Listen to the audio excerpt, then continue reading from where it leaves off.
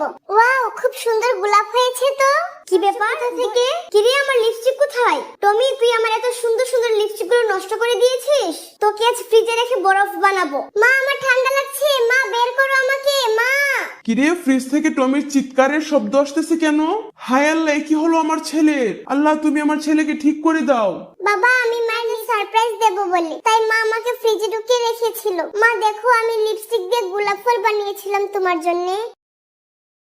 ঠিক আছে, আমরা তাহলে নৌকা বাইচ দেখতে আসবো সবাই। টমি, তাড়াতাড়ি রেডি হয়ে নাও বাবা, আমরা শপিং এ যাব। টমি, দেখো তো কেমন লাগছে। ওয়াও মা, তোমাকে তো জলপরীর মতো দেখাচ্ছে। মা, রাগ করে না, আমরা তো তোমার নানির বাড়িতে চলে এসেছি। নৌকা বাইচ প্রতিযোগিতা মনে হয় শুরু হয়েছে মহা বিপদে। নৌকাতে করে নদী পার করতে হচ্ছে। টমি, দুষ্টুমি করে না বাবা, দেখো কত সুন্দর নৌকা বাইচ হচ্ছে।